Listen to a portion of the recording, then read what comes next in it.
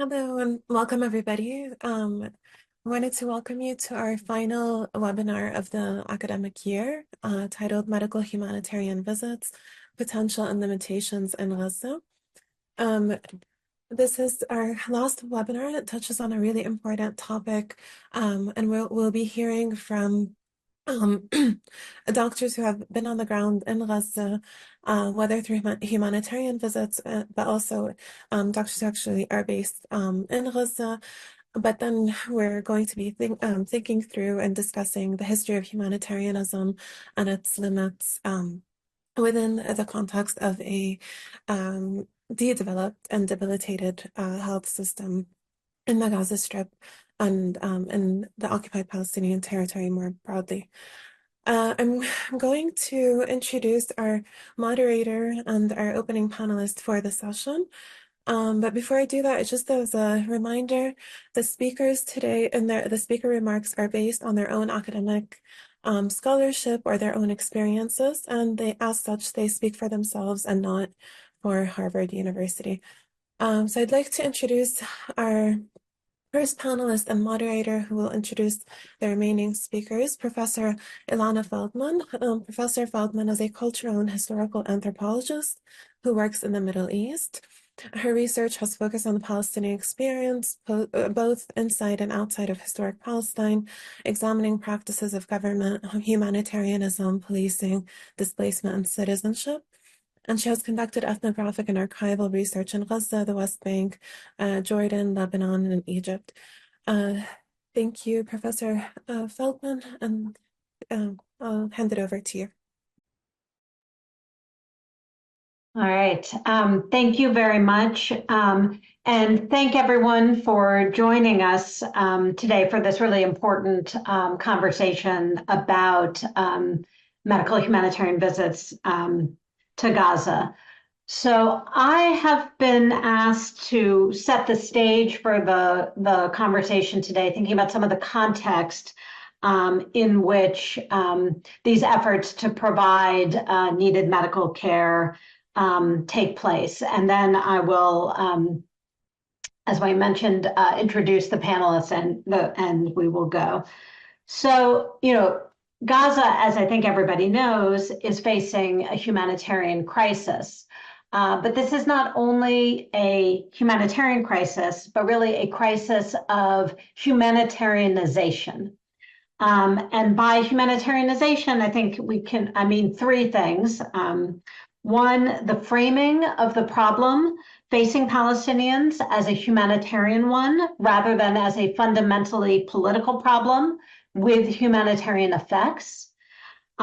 Two, the repeated production of a humanitarian crisis or a situation right on the edge of crisis as part of kind of an arsenal of weapons deployed against Palestinians. And three, the description of policies and practices which are really harmful to Palestinians and contrary to Palestinian demands and desires as humanitarian acts, and therefore as necessary. And each of these aspects of humanitarianization contributes to the impediments to providing vitally needed medical care and shelter and food in Gaza. So let me say a little bit briefly about each of these areas.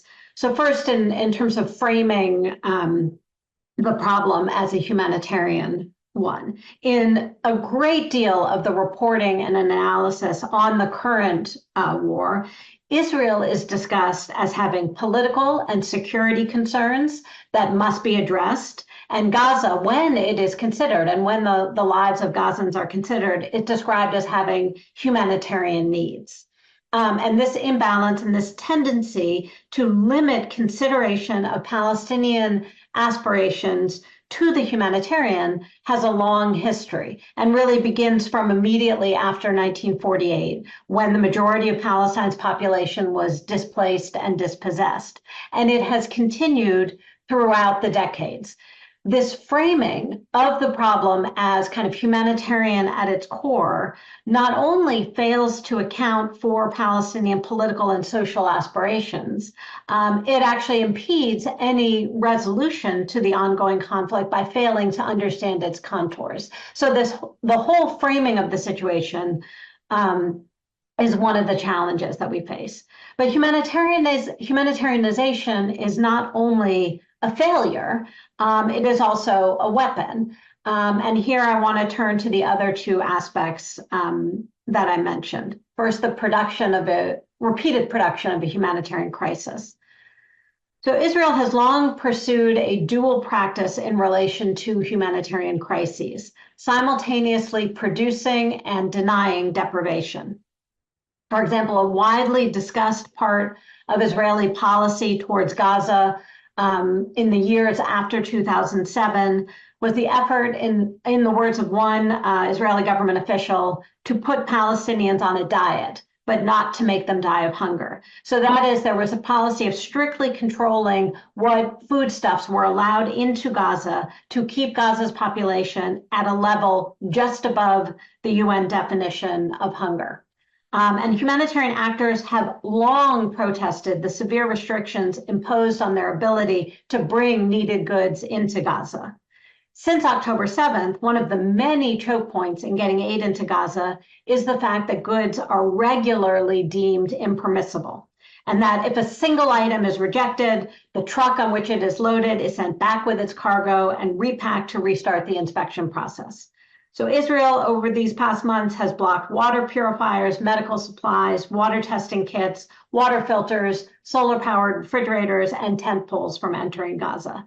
And these long-standing restrictions are enacted in the name of preventing so-called dual-use items.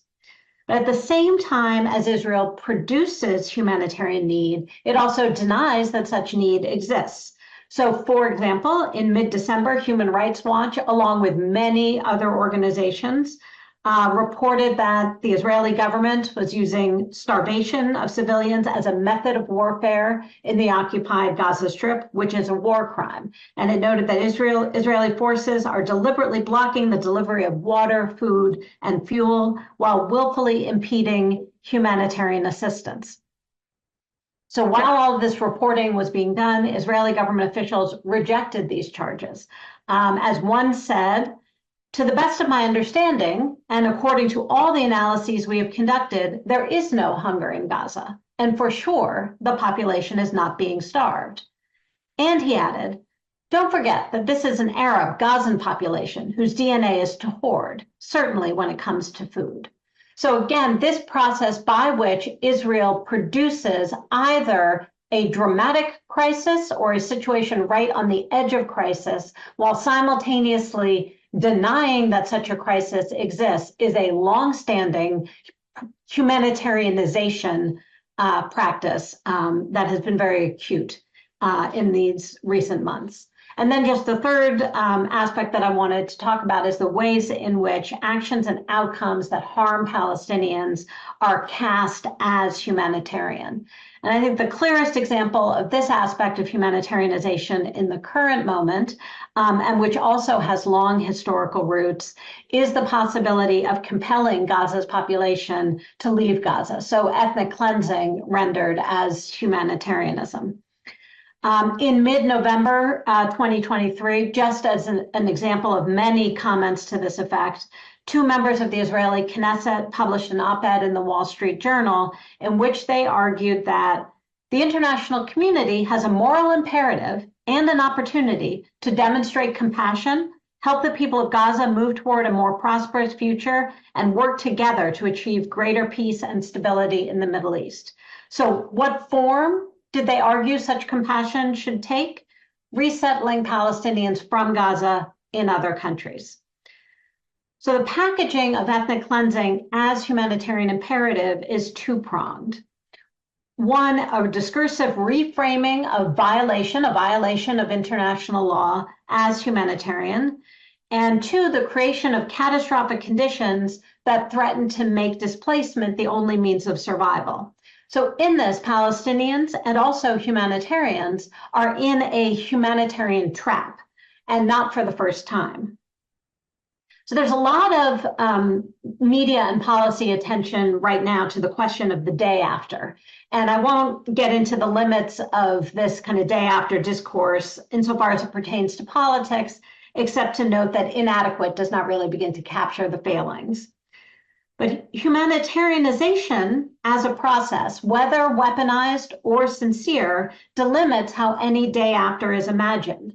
So one effect of humanitarian language, even in the clarion call for saving lives, is to incidentally render the bad as normal and to pave the way for an after that is worse than what was before, even if it's not as catastrophic as today. So these are just some brief and not at all comprehensive thoughts to kind of frame the context in which people are trying to provide humanitarian aid and some context for the impediments to that. So what I want to do now is to introduce the panelists who will speak about their experiences, each of whom will speak for about 5 to 7 minutes. So first, Dr. Ferouz Sidwa is a trauma and critical care surgeon. He has worked in various humanitarian surgical settings, including the West Bank, Southern Zimbabwe, Haiti, Ukraine, and most recently Gaza, where he volunteered with the World Health Organization from March 25 to April 8th.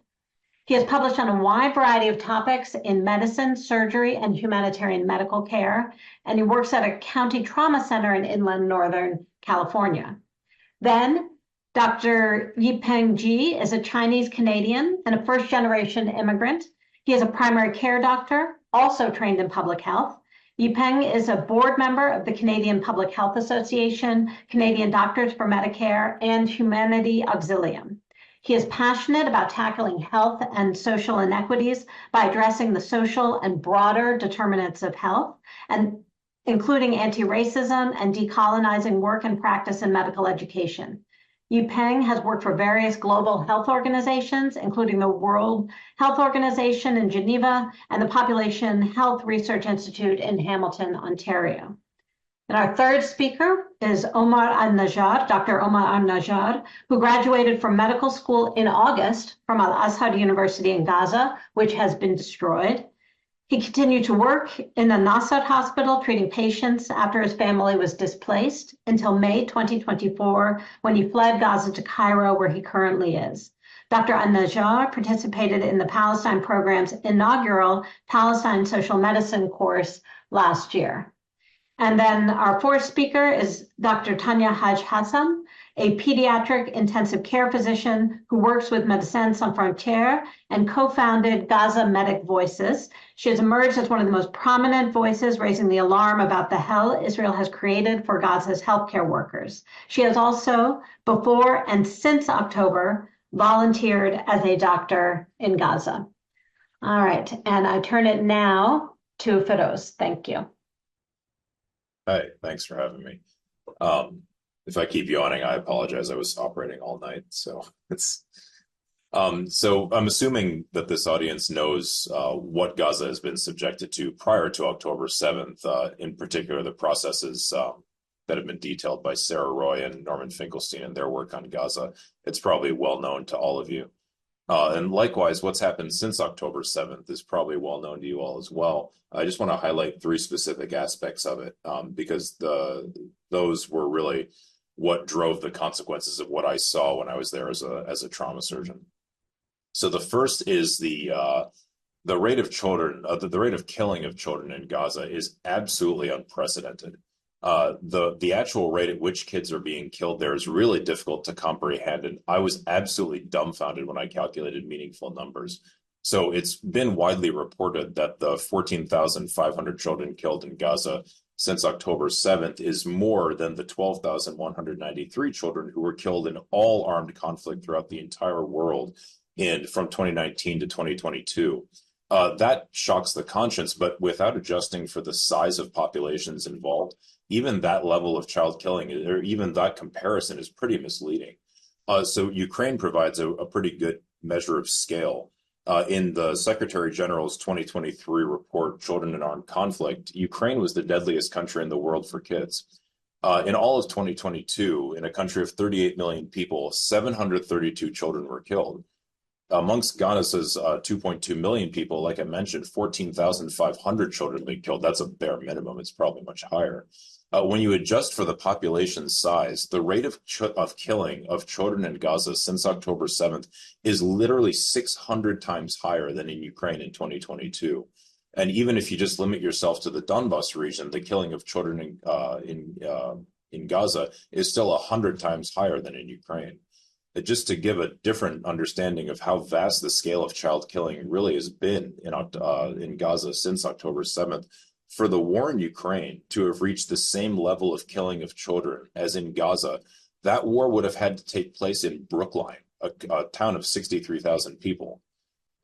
Secondly, the rate of attacks on healthcare facilities and personnel is also without precedent, maybe in all of human history. Save the Children reports that the rate of attacks per month on healthcare in Gaza since the beginning of the war has been higher than in any other recent conflict globally, 73 attacks per month on average. And they compare that again to Ukraine, which is the next worst country in the world, citing 67 attacks per month there, which is a difference of 8%. But again, the comparison is very misleading. When you adjust for the size of the populations, the rate of attacks on healthcare facilities and personnel in Gaza is 26 times higher than in Ukraine, which again is the next worst area of the world. And beyond that, a Ukrainian who flees the Donbas will find a functional healthcare system and relative safety elsewhere in Ukraine. Having worked in Ukraine, I do want to stress the relative and relative safety, but nevertheless, it's the fact of the matter. But as we all know, there's no safe place in Gaza. There were 3,412 acute care hospital beds in Gaza at the beginning of the war. That's 1.5 per 1,000 people, which is pretty low by world standards. For example, Ukraine has 7 per 1,000 people there. But after the widespread destruction of hospitals in Gaza, there's now about 1,400 acute care hospital beds for those 2.2 million people, which is 0.6 beds per 1,000 people. That's lower than Yemen and Sudan. And furthermore, 80,000 of these people have been seriously injured by military weaponry over the past several months and are in need of humongous effort of healthcare resources to be able to have some sort of meaningful recovery from these injuries. And lastly, the stress on healthcare workers there is absolutely incredible. It's nothing I've ever seen, but it's not like anything I've ever seen. No one in Gaza has been paid to work in a hospital since October 7th. The healthcare salaries come from the Ramallah-based Palestinian Authority, and Israel doesn't allow it in during times of conflict, which it's done before. Their own families are under threat, and many of their family members have been killed. They themselves are mostly displaced. Most of them actually live at the hospital now or just adjacent to it. And Israel actually constantly threatens the head even of individual departments within hospitals. So, for example, at European Hospital, there were the heads of departments showed us text messages from the Israelis with very direct threats. I can't read Arabic, but people would translate for me. It said things like, "We got Shifa, we'll get you too. We're going to come for your family," really explicit stuff. And this is what has led so many healthcare workers in Gaza to flee. They really do feel like they're being directly attacked, and certainly the numbers play that out as well. One such person whom I met there his name was Ayman. He was an anesthesiologist.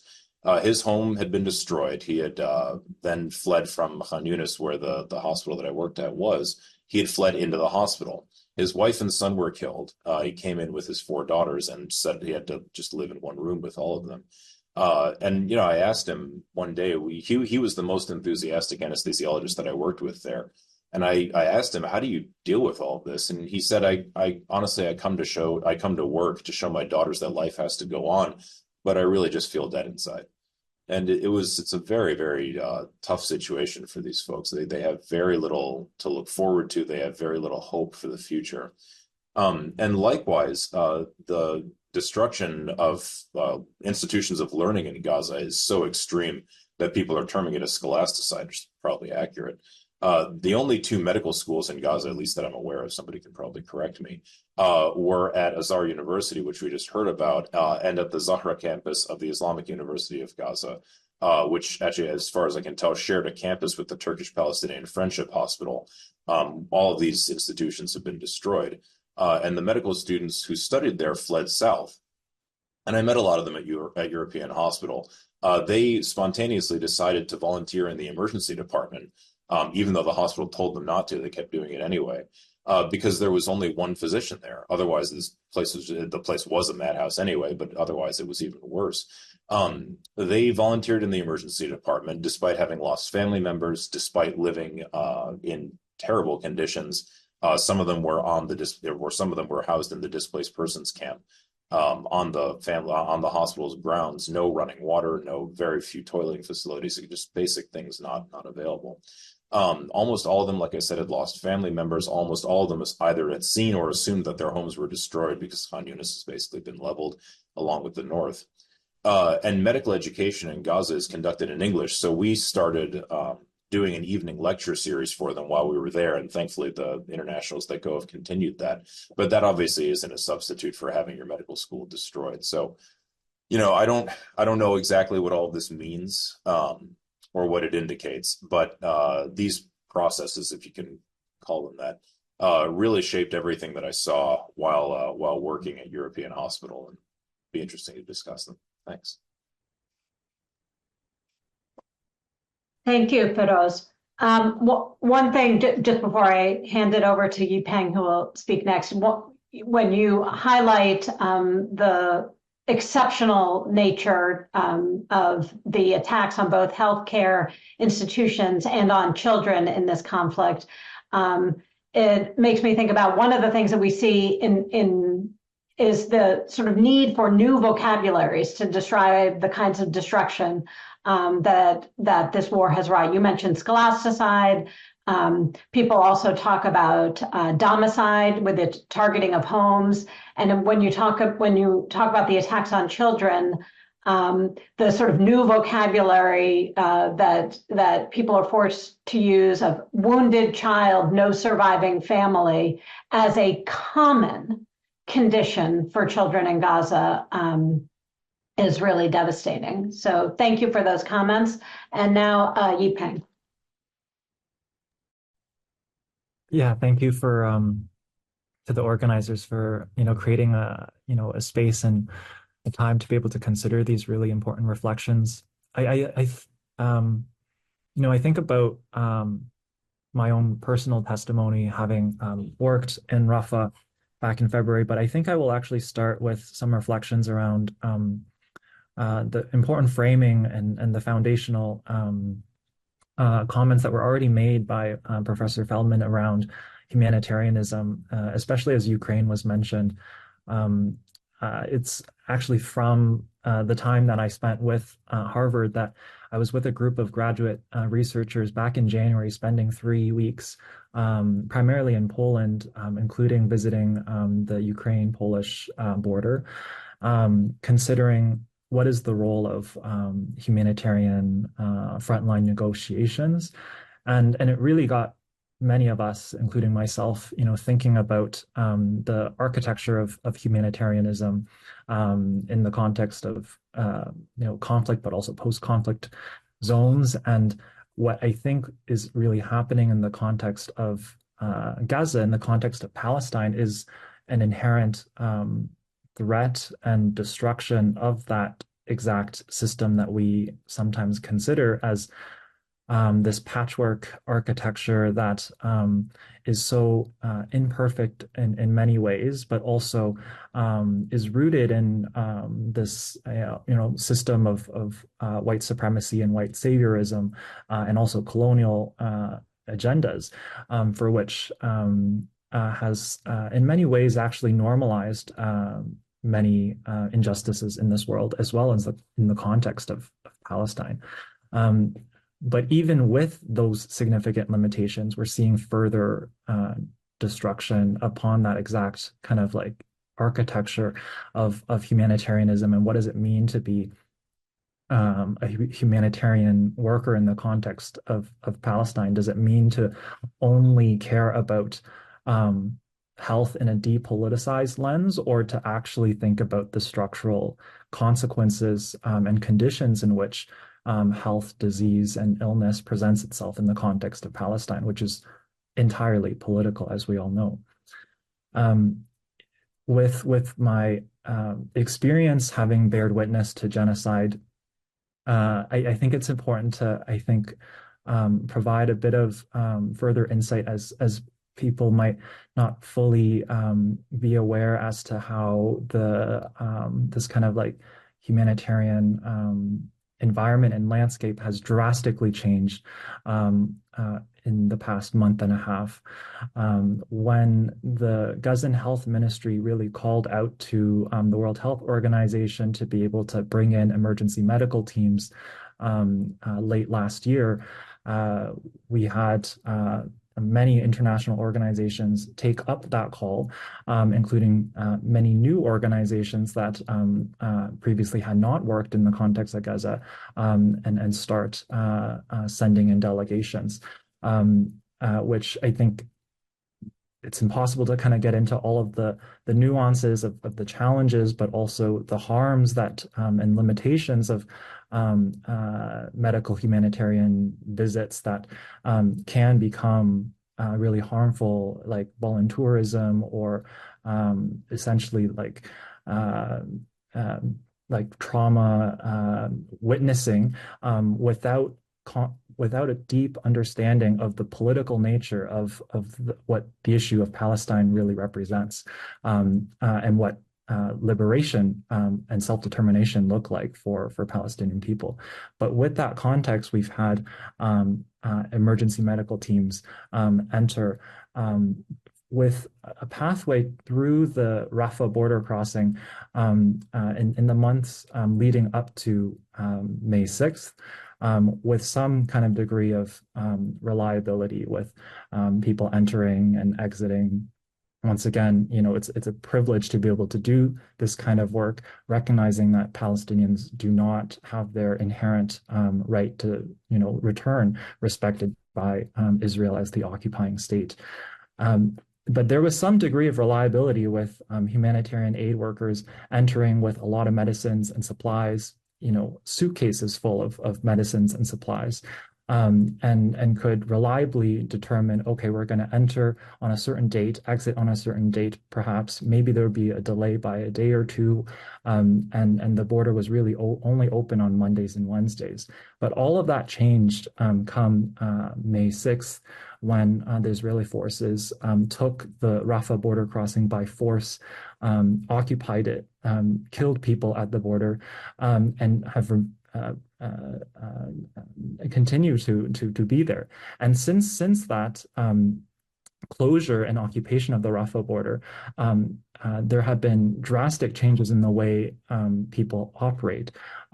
Everything has really shifted to the Kerem Abu Salem border crossing in southeastern Rafah, and this has resulted in medications and supplies really being unable to enter with the teams that tried to still enter. I was in Egypt in the month of May, trying to enter with my team in mid-May. Two of my team members only entered last Thursday. So they were continuously in this holding pattern to be able to enter. And the restrictions, I can only explain it in a way that hopefully you can understand, that it's just like droplets of aid through humanitarian aid workers really entering through the Kerem Abu Salem crossing now. What was happening before at the Rafah border crossing was maybe like a slow, steady stream. But what we know the people of Gaza need is like a tsunami of aid, of resources, of medicine, supplies, food, water, fuel. But the way in which the Israelis now control really the only humanitarian corridor, but I think it's not a meaningful one. I don't think that's not the appropriate language, but I will call it as one, because this is the only pathway for humanitarian aid workers. There's a single bus that seats about 20 to 25 people. And this bus, this vehicle, brings people from Jordan, through checkpoints, through historic Palestine, Israel, to the Kerem Abu Salem crossing. This has only started in the past 2.5 weeks.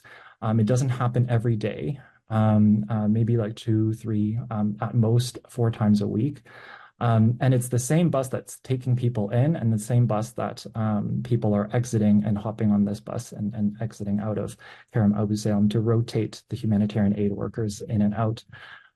There was a situation where a week and a half ago where someone tried to bring in a suitcase full of medicines, which is, important. But the Israelis made clear that no medicines, nothing for non-personal use is to be allowed in. There's major restrictions on what you can bring now. So you can really only bring a backpack and a carry-on.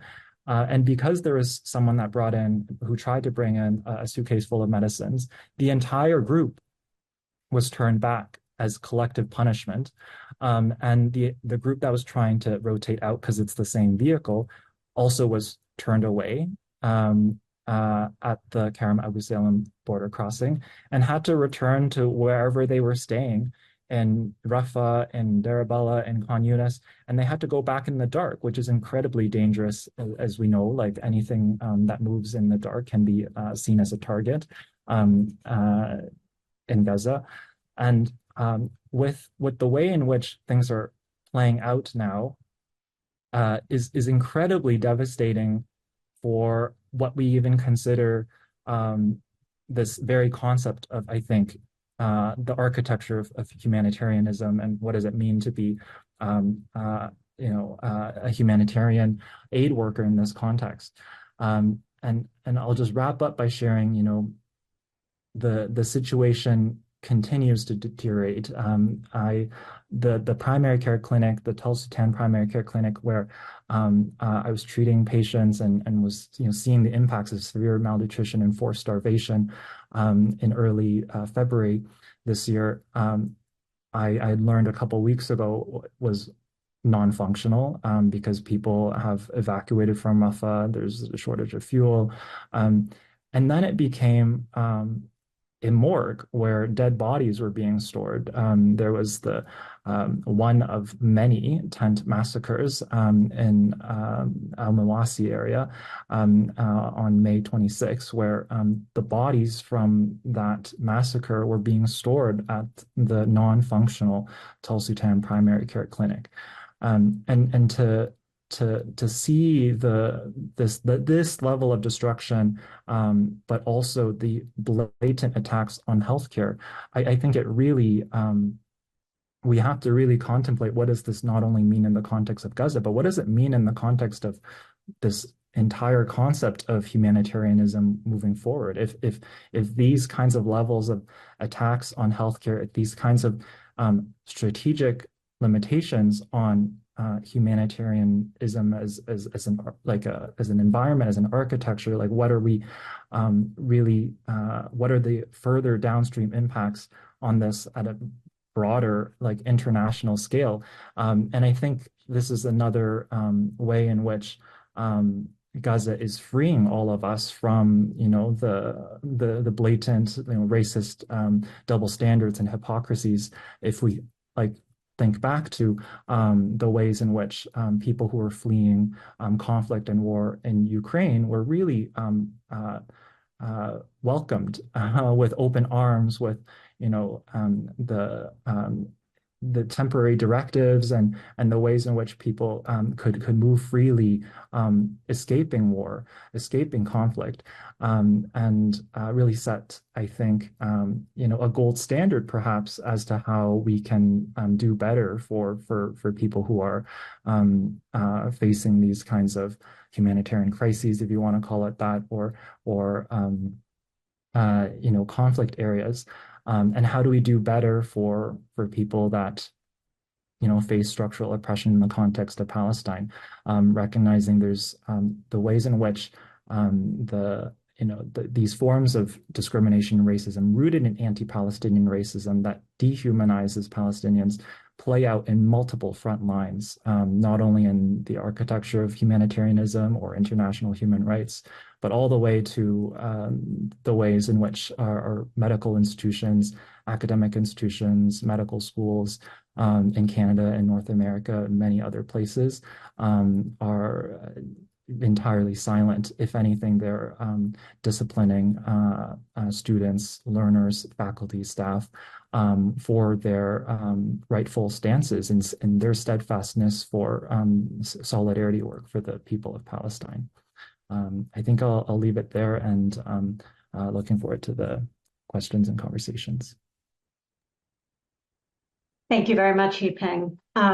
Your comments really highlight ongoing and the ways in which the Palestinian instance makes even more acute these sort of longstanding dilemmas and what are often talked about as sort of paradoxes of humanitarian work, where both observers but also humanitarian actors themselves have to worry about whether or not the efforts to save lives and ease suffering of people can also be caught up in and some ways contribute to the underlying circumstances that produce vulnerability in the first place. These are sort of unsolvable dilemmas of this field of action, but you really showcase the ways in which what's happening right now in Gaza forces us to think anew and yet deeper about those challenges.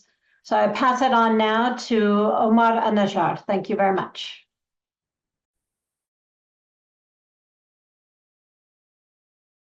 Thank you. Hello, everyone. I am Omar Najjar. I'm an intern doctor from Gaza.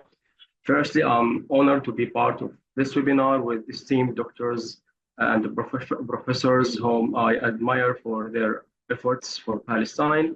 And I also want to thank the Palestine Health and Human Rights Program. And I'm proud to be a graduate of the social medicine course last year. I worked in the hospitals from the very first day of the war, and this war transformed me from an intern into a full doctor and often into a senior in some shifts. And this is another story altogether. I've worked particularly in two important hospitals in this war, Nasser Medical Complex, until early December, and then in Liquidity hospitals in Rafah. And I witnessed this genocide at various stages in the hospitals. And actually, I prefer to call it genocide in an attempt to find a word that describes it as more than just a war like the other wars we have witnessed in Gaza.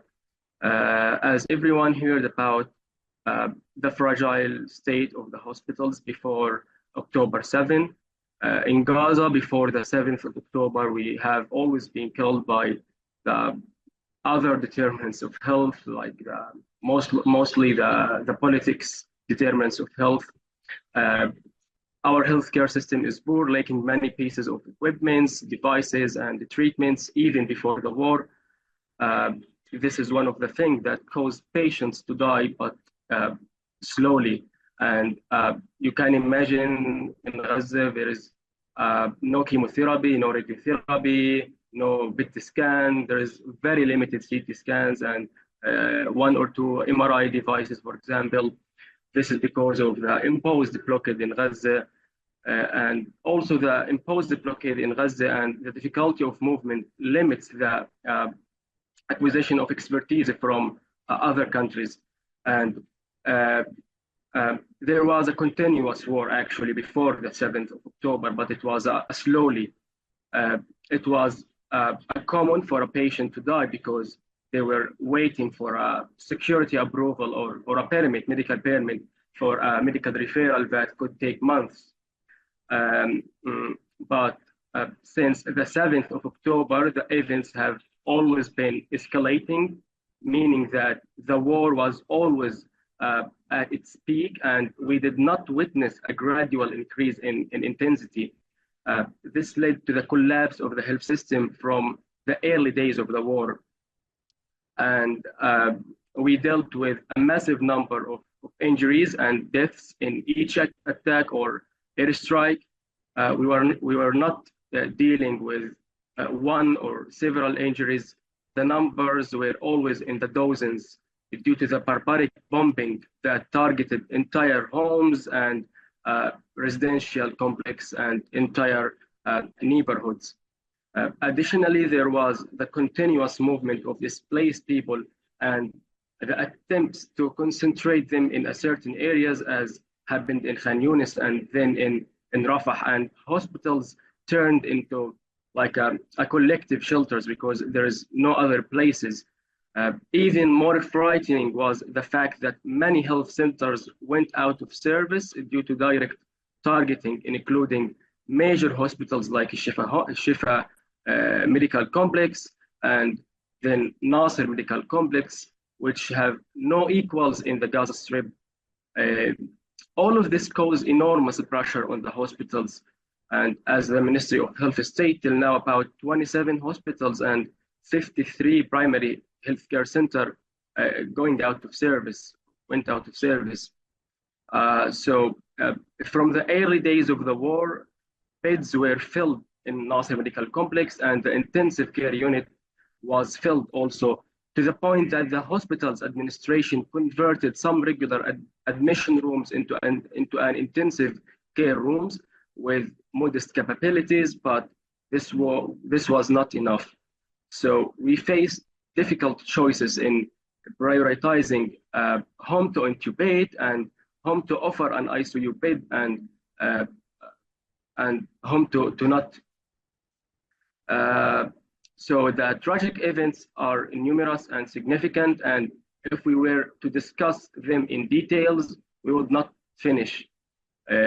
But considering the webinar topic itself, which is the medical visits to Gaza, from my perspective, this was a very important thing in this war, given the shortage of staff that hospitals already suffer from the lack of specialists in many disciplines, and most importantly, the exhaustion of most of the medical staff energy, as working around the clock in the best schedules of 24-hour on and 24 hours off drained all our energy. And many of us, myself included, worked continuously for months without any day off. So these delegations were, and these medical visits were a support and a backup for the existing staff, regardless of their specialty.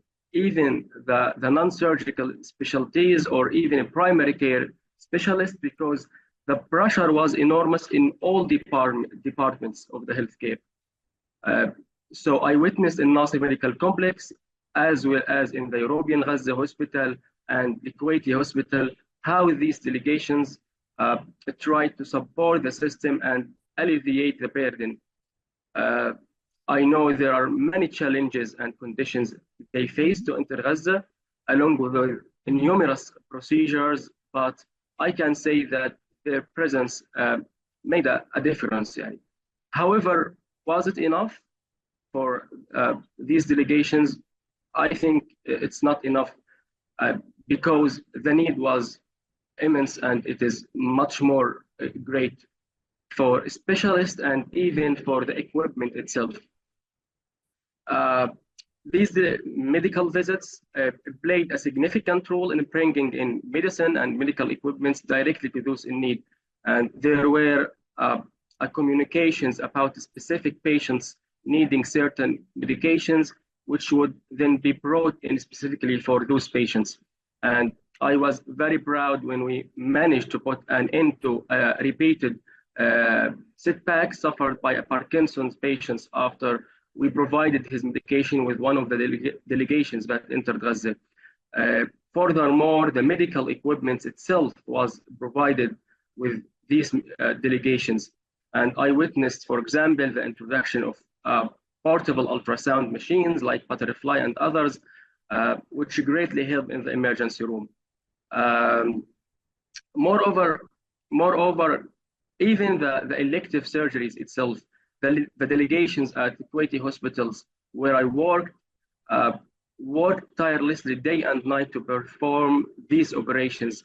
Patients would come from the central governorate, Deir al-Balah and Nusayrat, for example, and would leave in the early hours of morning, many of them coming on foot to undergo a surgery that took less than half an hour, for example, but ended their prolonged suffering. So it is worth nothing that elective surgeries, even before the war, had waiting lists extending for months. So this is regarding a less visible aspect about the elective surgeries. Imagine the assistance and the crucial role played in emergent situations, surgical operations, and other orthopedic surgeries, for example. So yes, this is what I can say about this medical visits. Thank you very much, Omar. Your comments raise a number of really crucial points, including reminding us of the need to reframe how we think about humanitarian need and humanitarian intervention. Sometimes in the sort of broader discourse, the world seems divided into those who need help and those who provide help. And the circumstance in Gaza, where there are many medical professionals who are ready and willing and capable of providing medical care to the society, the constraint on the system, which, as you highlight, has been both slow and dramatic, ongoing and escalatory, is what makes humanitarian assistance a necessity, not some kind of incapacity of Palestinians or Palestinians in Gaza to provide medical care. So thank you very much for that. And now I turn over to Tanya Haj Hassan.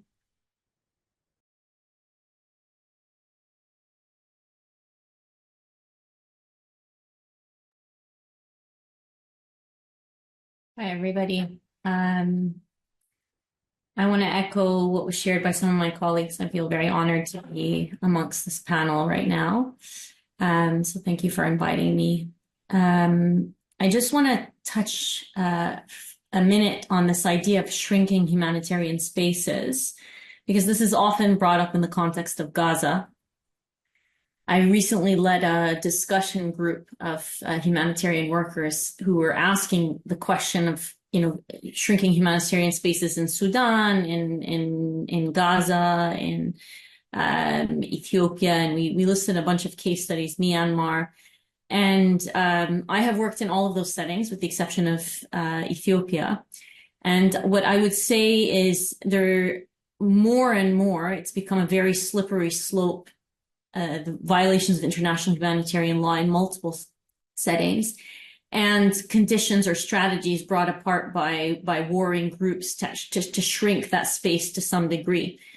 The difference with Gaza and the reason that so many humanitarian workers are so riled up about it when there are other conflicts going on that are also very upsetting. What is very particular about Gaza is not just the scale, severity, and speed, unprecedented scale, severity, and speed at which the massacres are taking place, but also the fact that the humanitarian space is not just shrinking, it's gone. And when I say it's gone, I mean, you've heard multiple humanitarian organizations say the same thing. There is no safe space in Gaza. This concept of deconfliction is a farce. So just for those who aren't aware, when you want to conduct humanitarian work, you discuss when you want to do humanitarian work in Gaza, you have to get approval from a body called COGAT that's run by Israel. And essentially what that does is it offers not a guarantee, but kind of promise that they will deconflict the area that you're in and the space that you're in, and you communicate with them as you're moving from point A to point B so that they don't mistakenly target your vehicle or target the road that your car is moving on at a certain time, for example. That process has failed over and over and over again, not in a way that can be explained by mistake, but more in a way that seems very intentional, where, Médecins Sans Frontières, or MSF, Doctors Without Borders, has been targeted 5 times, Medical Aid for Palestinians, the International Rescue Committee, World Central Kitchen, over and over again, and in ways that cannot be attributed to collateral damage, where you have a building in the middle of an empty space, and that is a deconflicted building. It's where the humanitarian workers are sheltering, and then that building is hit.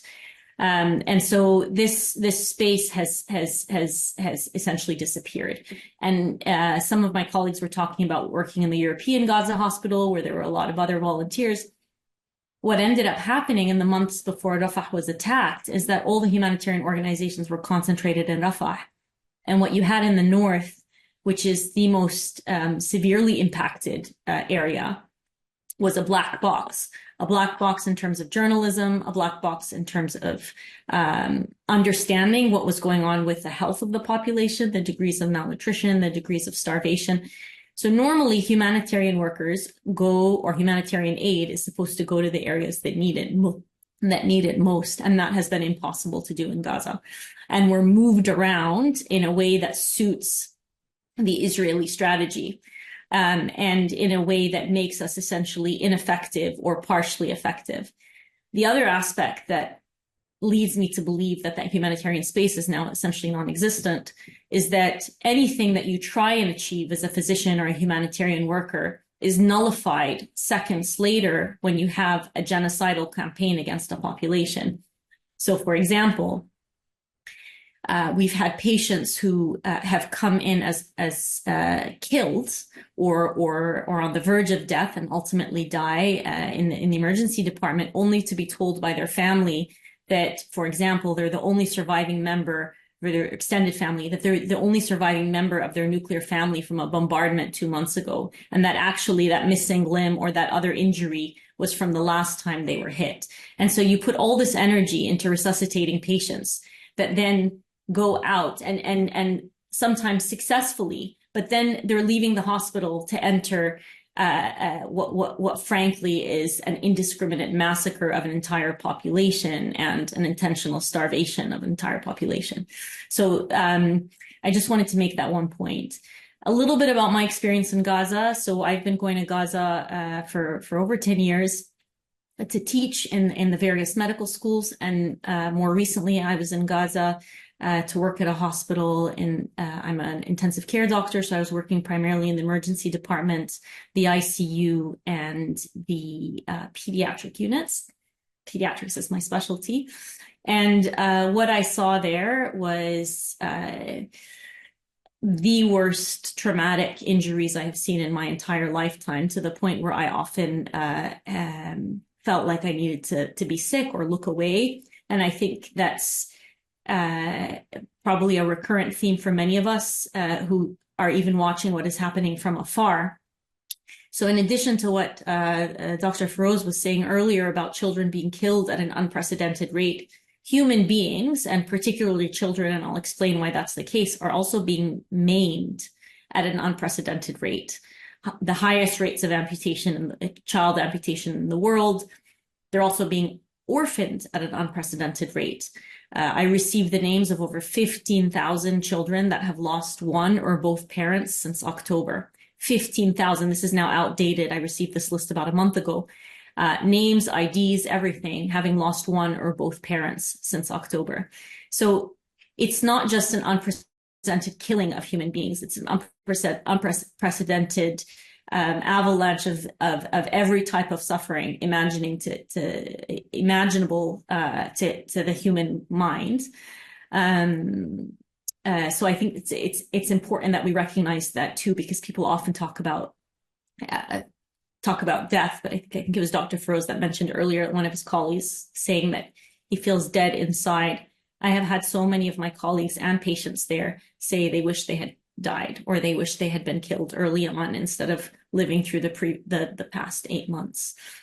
And I just want to pivot lastly to the issue of healthcare workers, because I think this one's also very unprecedented in the way that this particular war is being waged against the Palestinian people, healthcare workers are not just targets, they are incriminated. And they are not incriminated for any military activity. They are incriminated for being healthcare workers. I just want to reference the Geneva Convention for a second. So the reason we have the Geneva Convention, the first Geneva Convention, is to protect medical infrastructure, essentially in times of conflict or times of war. And at the time, and I'm just pulling this up now, just to quote, a second. So basically, to distinguish medical providers and to prevent their targeting at the time, the suggestion was that they'd wear a quote unquote uniform distinctive sign. And then that way, members of armed forces and other persons who are wounded or sick can be respected and protected under all circumstances, and same for medical personnel. What I'm being told by my colleagues in Gaza is that they are being targeted for the healthcare clothing that they wear, that merely wearing scrubs or a white coat as they were evacuating along the humanitarian corridor, or, for example, when they were evacuating the hospitals, carrying a patient on a stretcher, they would be called not by their name, but by their uniform or by their job title. You, the doctor, you, the nurse, come here. And then they would be abducted, detained, tortured, and the ones that have been released are reporting testimonies of torture of themselves and their colleagues who they saw while they were in detention that include physical torture, sexual torture, and psychological torture. And these are very consistent testimonies from different people who are not interacting with each other. A group I'm working with has received over 20 of these testimonies, very clear, very consistent descriptions of the type of torture that they sustained. And when asked why they thought they were being targeted, they would say, because we're healthcare workers.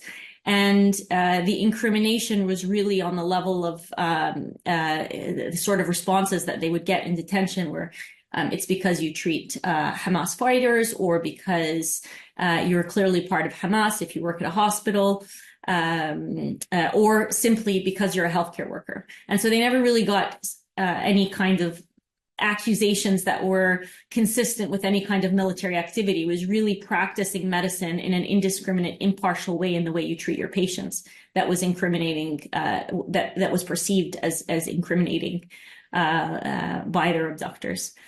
So there have been over 500 healthcare workers who've been killed, several of whom I knew personally. There have been over 240 healthcare workers who have been abducted and detained, some who've been released, the others who've been in detention, some for over 6 months, with reports of arms forcibly broken,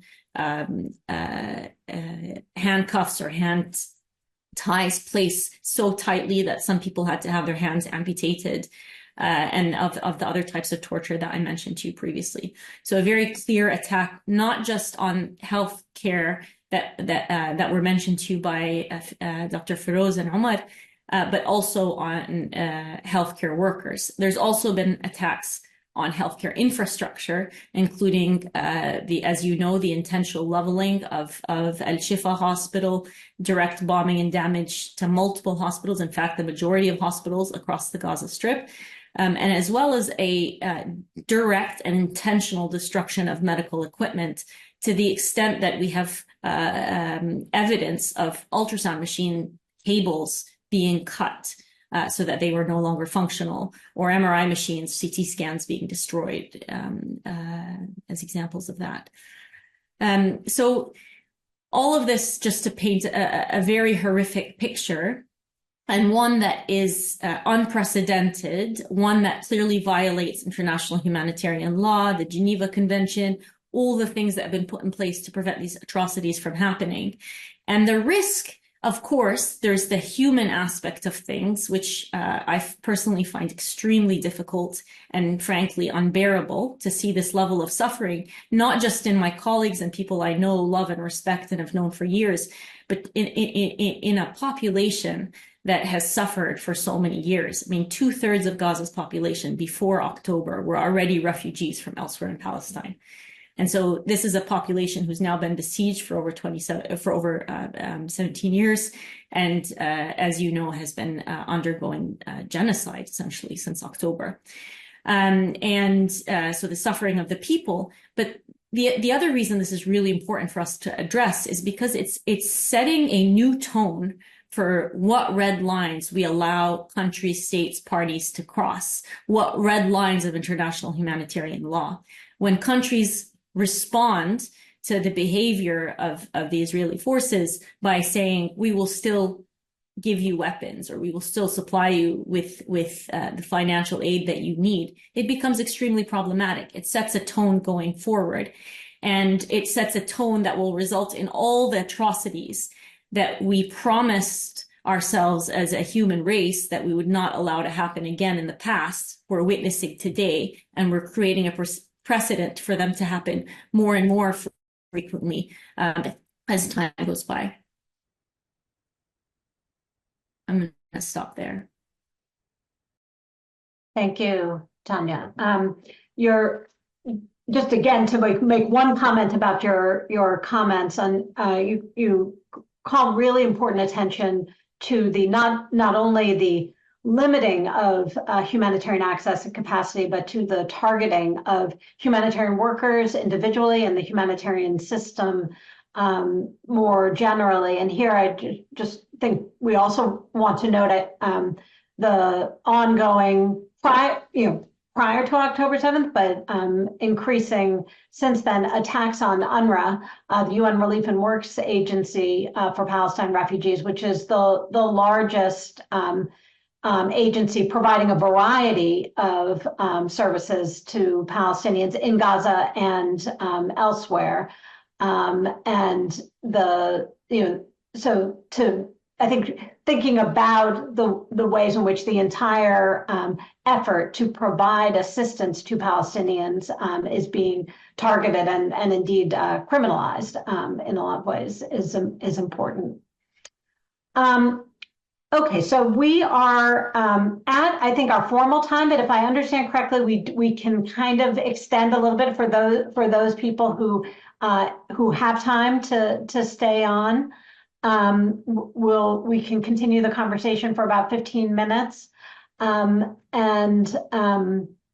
have been a number of questions coming in, and maybe I will start and then I'll try to look through them. But I saw that there are a number of questions from people in the audience kind of asking, in light of all of the constraints and challenges that you all have mentioned, sort of where do we go from here was one way the question was put. How might it be possible to provide or push for greater access to medical care and beyond in Gaza, and how can healthcare workers, I think many people in the audience are healthcare workers themselves. How can healthcare workers help?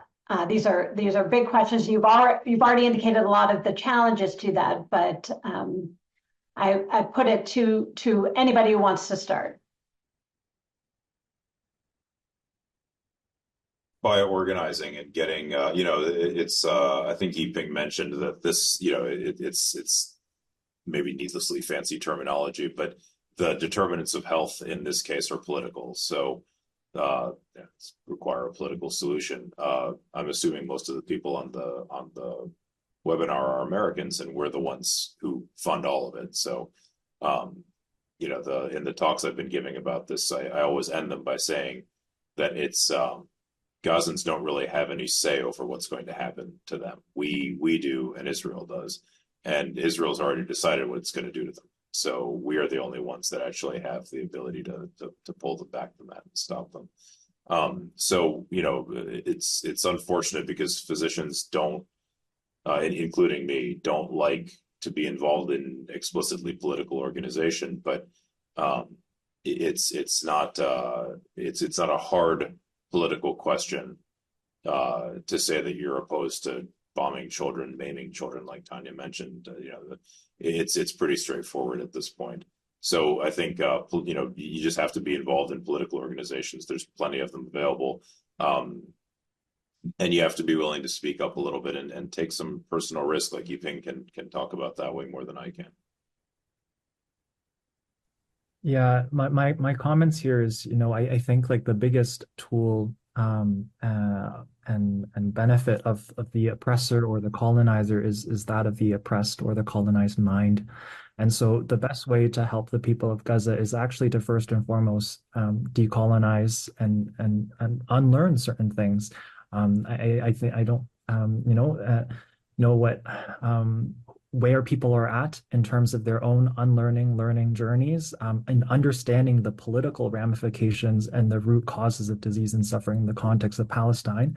But this is exactly what we all must be doing in various contexts for people who experience structural oppression in this world, so that we can most authentically, step into our own power with respect to our solidarity work, so that we can most authentically step into collectives and as communities to be as strong as we can as collectives and communities to demand for shifts in power and action that actually are really meaningful, to be able to put a chokehold on like the American economy, to put a chokehold on the ways in which the continued impunity for like actions that are really decent and stand for human rights, like arms embargoes, like sanctions. Like these are very basic and doable things that all of us actually have the capability to demand as citizens of these countries that and states that continue to fund and enable a genocide.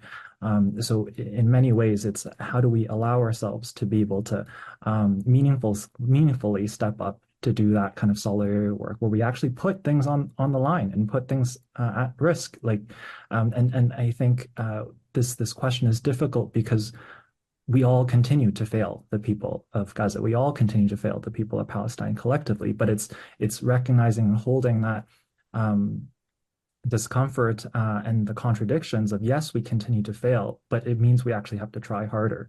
It means we all have to step into this kind of collective in unwavering solidarity for the Palestinian people and their right to self-determination and liberation.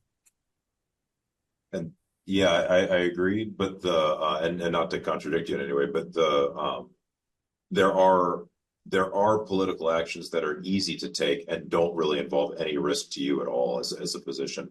So like if you just like what we were talking about, somebody I think you mentioned that it used to be that you would just take medical supplies, whatever you wanted in through Rafah, and it was your personal belongings. This is a ridiculous way to run things. Trucks would be the normal way of doing things, but since those aren't allowed in, you take stuff in your personal luggage. Like I took almost 1,000 pounds of stuff on a British Airways flight. It's totally ridiculous, but you could at least do it. Now going through Kerem Shalom, they're not allowing that at all. So that would take one phone call from an American senator. Yeah, Israel can still kill everyone in Gaza, even if we're bringing in medical supplies through Kerem Shalom. So it doesn't even impact their strategic ability to do what they want, which it's terrible, but it's the fact of the matter. So that a focused letter writing campaign about that specific issue could probably pretty quickly overturn that. And if people are interested in making, it doesn't change what's actually happening, no. Right. But does it make an impact for the individual people who will be helped a little bit? Yes. And does it make, maybe point out to the Israelis that they're actually being, someone is watching them, someone is attempting to raise the cost to them of massacring an entire population? Hopefully. Omar, did you want to speak to this? Yes, everything counts. I believe that every step can make a difference. And even if we think about the early moments of medical visits and medical delegates to Gaza, I think it started as an idea and then was organized. So as Fairuz said, everything is about organization, and I believe that the ultimate solution lies in politics and in decisions. And all these initiatives and actions are good and necessary to put a pressure on the political decision makers. Collective power, it's about the collective power can do a lot. And can make those crucial decisions that will try to mitigate this tragedy. So we must come together because a united and a strong voice can create the impact we all hope for it. Tanya? Yeah, no, I think I want to echo what Alma said. I think having different people coming together backs us all up. I mean, I remember Yipeng reaching out to me. Hi, Yipeng. I've never met you personally, but reaching out to me randomly on social media and offering that level of solidarity that I needed in that minute. And the same was true of multiple people who've reached out to me, you know, in between all the death threats and problems with my job and everything else that's a natural part of being an advocate for the Palestinian people, unfortunately. I think having that kind of solidarity is really makes a difference. And I don't think there's any act that is too small. So for people who don't want to post something or advocate, I'm at a pediatric intensive care conference right now in Rome. And I gave a lecture today on my research, but I spent a minute reflecting on the importance of advocating, and particularly when healthcare is being targeted. And I think these sorts of small acts create an environment that makes advocacy not only acceptable, but the right thing to do as a collective. And then it makes it safer for individuals to join in advocacy when they're worried about risks themselves. I saw some questions in the Q&A about that. And I think it's really, if you're worried about risks to yourself for speaking up, my two suggestions would be, one, reflect on, when the final reckoning happens. And as I saw in the chat, we think that the death rate is vastly underestimated. And this is from our personal experience and understanding how many people are actually trapped under the rubble and are not being accounted for in those figures. When the final reckoning is done, whether that's in a few months or years or decades, and we look back at this as a stain on our history as a human race, and your kid is learning about it in school, what do you want to tell them you were doing during this period? And I think one is reflecting on that, no matter what the risks are. And two, creating a community around you. And if you're struggling, please feel free to reach out to me or frankly, probably any of the panelists, a community around you that has your back. And that really believes in the value of what you're advocating for and the value of principles of humanity. And then, again, really focusing on the fact that there is no act that is too small or too insignificant an act. But I also agree with Omar and I think Feroz in saying that politics, unfortunately, is going to be the answer to this. You are all in the US. You're on this webinar, so you're already privileged and part of an academic community that has more say than the majority of the rest of the population. So use that power, because you have power just by virtue of the fact that you're the selected group that's here today. Thank you. There are lots more questions. Actually, a lot of people wanting to hear thoughts about one, practical ways that people can get in and what precautions they might need to take. Also about thinking about the possibility of remote or online medical education for people in Gaza, given the destruction of the medical schools along with the healthcare facilities in Gaza. We have less than a minute left. So if anybody wants to give a very quick final comment, with any advice on these fronts, I'll be happy to give you the floor, and then we will have to close, unfortunately.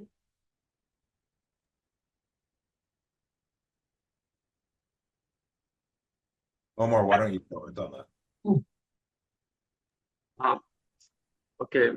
I saw the questions about the medical education in Gaza. I will, also Dr. Tania, maybe he knows these efforts, but there are various efforts being made and attempt to unify these efforts under a common entity between the two medical schools in Gaza, IUG medical schools and Azhar medical schools, with other external bodies through the PALMID Europe project. So I think the basic year students have been referred to the universities in the West Bank to continue the education through the online platforms. So this is for the basic years, the first, second, and third medical year students. And about the clinical years students, it is actually started before I think 1 or 2 weeks in other universities and in the Islamic universities of Gaza. Medical students in the clinical years have started their resumed their rotations.